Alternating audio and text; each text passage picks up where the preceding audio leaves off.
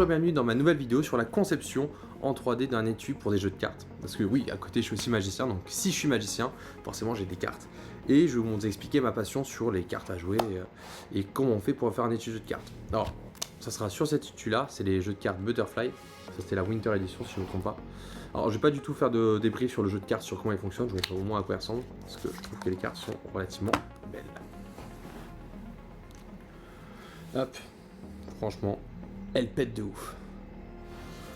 Voilà, ça c'est les cartes. Alors, étant donné que tous les étuis ont à peu près une taille standard, le design que je vais faire avec les tailles, normalement tous les étuis pourront rentrer à partir du moment où c'est des jeux de cartes qui sont au format poker. Normalement tout rentrera. Alors pour donner un exemple, ça c'est ce que j'avais sorti il y a, je crois que c'était en 2020.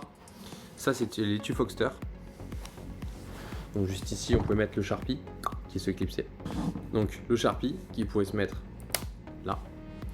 Donc ça permettait d'avoir toujours son Sharpie sur soi quand on faisait de la magie, et la pince ici. Voilà. Alors je vais donner juste les petites particularités de cet étui de cartes au niveau de la conception. La pince, surtout la partie pince, d'accord. La pince là en fait, dans une impression 3D, il faut réfléchir au sens dans lequel vous allez pouvoir l'imprimer. C'est-à-dire que si vous imprimez votre étui de jeu de cartes dans un sens, il faut penser aussi à la résistance et à la flexibilité dans laquelle elle va être... on va donner une force, donc il faut être sûr que ça puisse la résister. Les pinces, si jamais j'avais imprimé tout d'une traite, la pince ici est fixée avec 2 vis, d'accord. Donc vu que c'est fixé avec 2 vis, c'est qu'il y a une raison. Si j'avais imprimé tout d'un seul bloc, déjà j'aurais du support, là j'ai 0 support. Et surtout que les couches ici, si j'avais fait ça, ça se serait cassé. C'est très peu résistant, la façon dont c'est fait au niveau de la superposition des couches. C'est pour ça que cette partie-là en fait a été imprimée à part, dans ce sens-là. Ce qui fait que la résistance ici et la flexibilité est là. Et là où ça peut casser, ça serait plus dans ce sens-là. Il faut vraiment y aller. Parce que là du coup il y aurait une plus grande surface de contact que ici où il y aurait une surface de contact faible si j'avais imprimé de cette manière-là. Voilà en gros pour l'étui. Maintenant on va passer à la conception d'un nouvel étui. Donc maintenant on va prendre les mesures, donc je vais marquer tout là-dessus. Avec alors, un pied à coulisse. Dans la fabrication, toujours dans l'impression 3D, il va falloir utiliser un pied à coulisse. Alors il y a différents budgets, différents types de pieds à coulisse. Mais c'est quand même important d'en avoir un pour faire toutes les mesures. Les règles c'est bien, mais le pied à coulisse ça permet de pouvoir aller beaucoup plus loin. Alors je vais en profiter pour faire une partie tuto en même temps sur l'utilisation d'un pied à coulisse sur 3 façons en général de pouvoir l'utiliser. Alors la première façon, je vous montre, il y a 3 endroits pour pouvoir mesurer. Peut-être qu'il y en a plus, dites-moi dans les commentaires s'il y en a d'autres. Première façon de mesurer, la façon classique. Donc là je vais juste desserrer un peu la vis. Hop. C'est cet écart là, d'accord. Cet écart là vous permettre de pouvoir mesurer par exemple. Si je veux savoir ici, je prends, j'écrase et j'ai la donnée qui se trouve ici, 16, là on est à 16,6, d'accord. Alors normalement je resserre un peu de toute façon à ce que ça puisse pas trop s'écarter, que je puisse serrer un peu mieux. Donc ça c'est la première manière. Deuxième manière de faire, c'est avec l'écartement qu'il y a ici. Ça permet d'écrire par exemple pour tout ce qui va être trou ou ouverture. Ici on a un chargeur, d'accord. Si je veux la distance qu'il y a ici, si je dois faire de cette manière là, c'est quand même pas très précis, je peux bouger, c'est pas le mieux. On va utiliser cette partie là et là on va écarter, donc il vaut mieux, contrairement à celui-ci on va faire plus et diminuer, là on va faire le moins possible et écarter dans l'objet. Je prends et je vais pouvoir écarter jusqu'à ce que ça bloque. Donc là maintenant j'ai la dimension entre les deux qui est de, je me mets bien, 12,3. donc on a vu l'écartement par ici et l'écartement par là. Et donc on va voir la dernière qui est ici, qui est juste géniale cette partie là. Alors pour pouvoir la faire, il faut être sur une partie pas molle. Là je suis sur une partie molle donc ça marchera pas. Donc je vais faire une deuxième partie dure. Par exemple pour voir la dimension d'ici, ça vaut pas le coup. Il y a des moments où on va être obligé, par exemple si c'est dans un petit trou où je peux pas mesurer. Si je veux connaître l'épaisseur de ça, donc première technique de cette manière, d'accord. Ou deuxième technique, je pousse. J'ai la barre ici. N'oubliez pas, il faut me mettre sur un support dur, pas un support mou. Je me mets là, je desserre un petit peu, c'est un peu trop serré. Et là, je vais descendre à plat. Une fois que c'est fait, je visse. Et la dimension qu'il y a ici, c'est la même dimension qu'il y a là, qu'il y a ici. Donc je sais que ça fait 0,4, alors moins 0,84 parce que j'ai pas taré. Hop, c'est bon. Donc je mets un plus.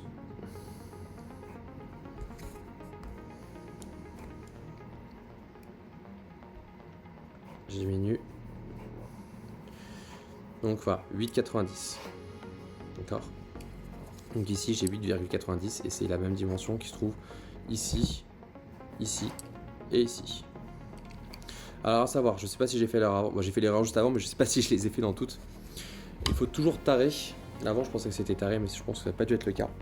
Donc les valeurs qui étaient avant, faut pas prendre en compte. Mais la façon d'utiliser, oui. C'est-à-dire que quand vous allez mesurer, par exemple, il peut y avoir un moment où ça va pas être pile poil au zéro. Donc je vais volontairement faire une erreur. Donc par exemple, vous n'êtes pas à zéro quand vous fermez par exemple moins 16,28 ou autre.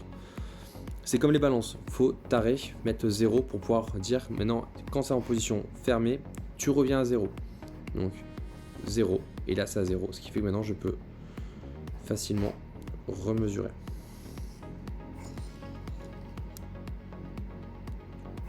Hop, je ferme un peu plus. Alors des fois il y a des petites variations de pas grand chose, c'est que j'ai peut-être pas bien taré. Je retare, je referme.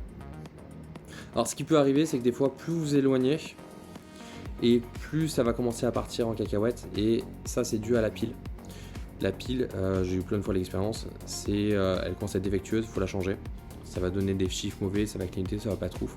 Donc à pas hésiter, si on voit que plus on écarte et plus ça commence à avoir un problème, ça peut être dû à la pile, il peut y avoir une autre raison, moi je sais que ça a toujours été dû à la pile. Voilà en gros pour pied à coulisses la façon dont on fait. Maintenant on va mesurer un jeu de cartes, les dimensions, et on va tout marquer ici. Alors je desserre un petit peu. Hop. Donc là j'ai 66,4. Je vais peut-être bouger un petit peu plus pour avoir un peu de mou. Ouais, 66,45. 66,45.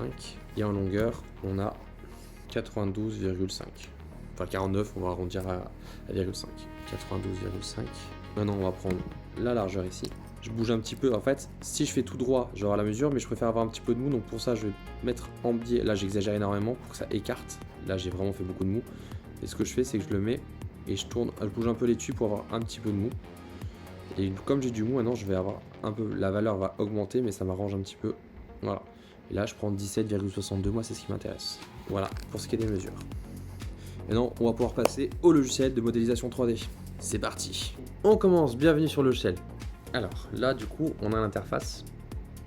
Dans la vidéo là, je vais pas expliquer du coup tout comment fonctionne, mais je vais vous montrer au fur et à mesure rapidement comment on fait pour faire l'étude de cartes. Alors d'abord, je vais commencer, je vais me placer en vue de dessus et je vais dessiner la première base, donc la base qui était en bas.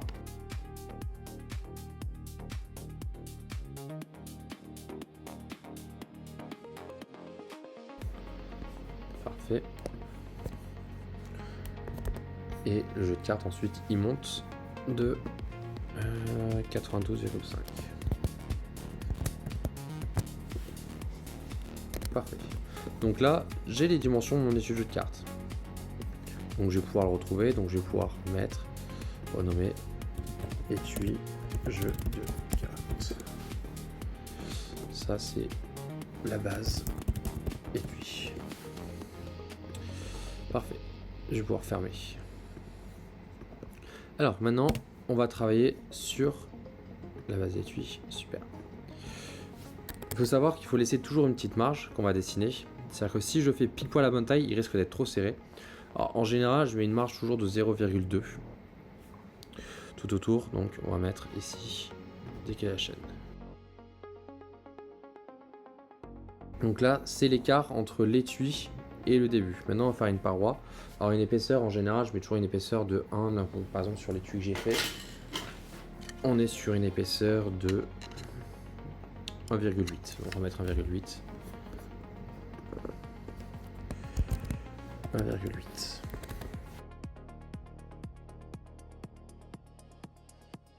Parfait. Donc là, si je prends et que j'extrude, extruder du coup c'est tirer la matière, passer en gros du 2D à 3D, ou en gros tirer la matière on va dire en général. Je le mets. Alors à savoir que là pour le tuto je le fais sans souris, c'est pour ça que je galère un peu plus. Hop.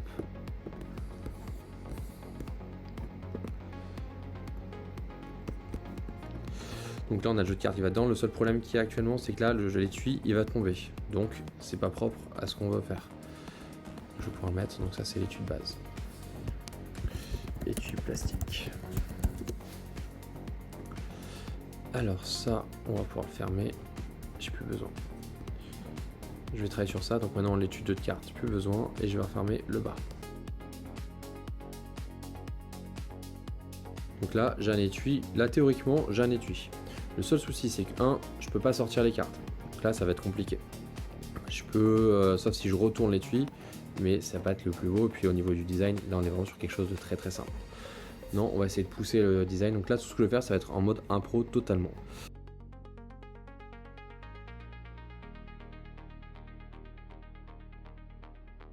J'ai étui. Alors, étant donné que souvent quand on fait des prestations de magie, on a des cartes de visite, on va mettre les cartes de visite avec.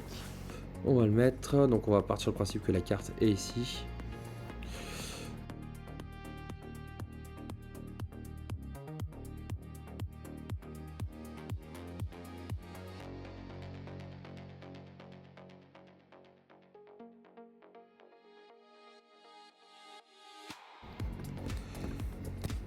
Et je vais pouvoir le descendre ici. Alors, pour voir bien à travers, parce que là du coup comme ça, c'est pas ouf pour voir. On va se mettre en section de coupe.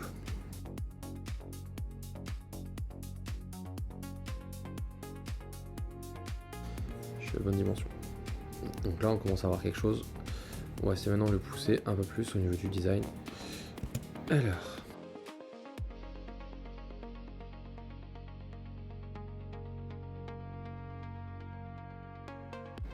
À la limite sur les arrondis, je suis pas forcément fan. On va plutôt les enlever. On va revenir comme on était.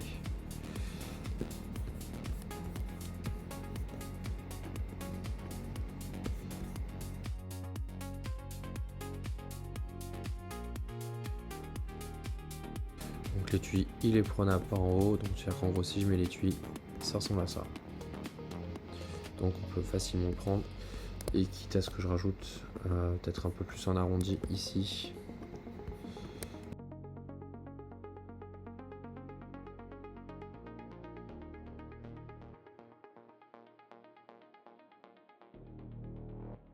Parfait. Ah non, ça.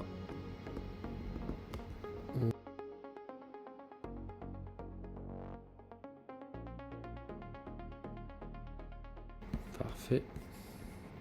On commence à avoir un étui qui peut commencer à être sympa. Qu'est-ce qu'on va pouvoir lui apporter sur l'étui?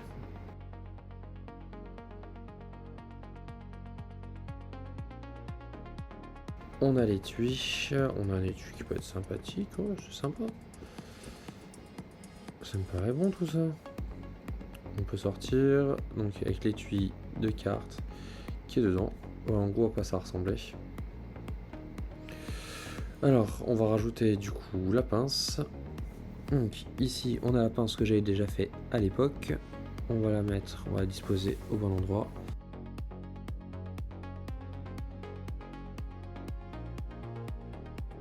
Ah, nickel, c'est très bien ça. Génial. On l'a. Alors bien sûr, après, on va changer les couleurs, mais ça, on voit ça après. Je vais faire les trous pour la visserie.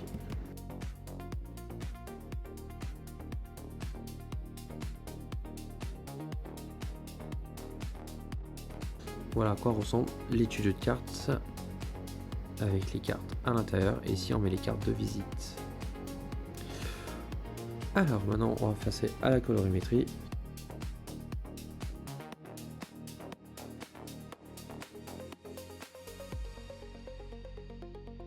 Voilà un étui de jeu de cartes dans lequel vous pouvez mettre vos cartes de visite et ici les cartes. Alors maintenant on va mettre à jour les filaments. Les filaments sont à jour, donc on va l'imprimer avec ce gris là. Donc on va pouvoir mettre sur la Créatica 2+. Hop là. Alors ça on va le mettre ici. On va changer du coup les couleurs, c'est l'étui 2 de base. Non, ça prend plus de l'étui 4 de base. Hop. Parfait. On va pouvoir faire de la peinture.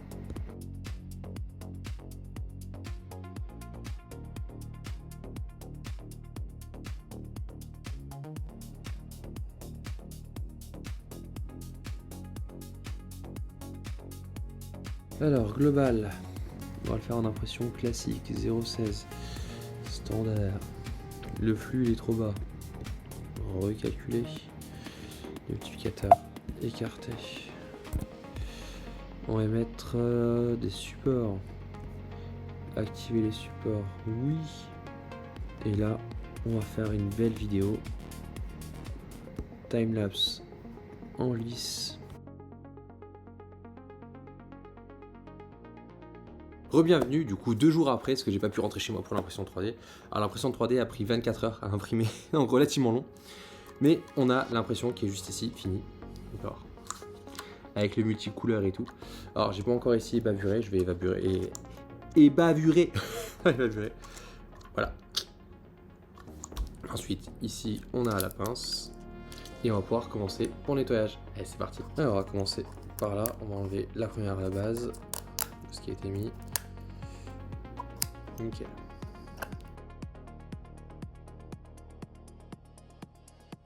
Donc, on a tout ce qu'il faut juste ici. Alors, on va faire le deuxième. Et voilà, les pièces sont ébavurées. Elles sont très propres. Alors là, je l'ai pas sur moi. Normalement, j'avais mon petit chalumeau qui me permettait de pouvoir enlever tous les cheveux d'ange, faire les petites finitions. Parce que là, du coup, j'ai des petits cheveux d'ange qui sont là, mais c'est très très léger. Voilà. Donc là, on a l'étui. On va prendre le jeu de cartes qui se trouve juste ici. Et ça rentre dedans à la perfection. Avec un tout petit mouvement. En fait, le mouvement, c'est les cartes qui sont à l'intérieur de l'étui. C'est même pas l'étui ne bouge pas. Donc là, on est vraiment parfait. On va mettre les cartes. La pince ici, on va la fixer. Allez, c'est parti.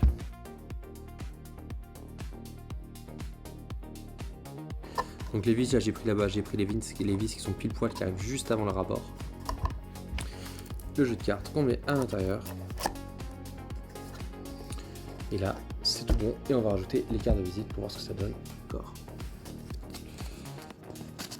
À l'intérieur. Carte de visite. Ça après, on peut la sortir directement. Pour la montrer. Je cache mon numéro de téléphone hein, pour l'instant. Après, mon numéro de téléphone n'est pas très compliqué à trouver.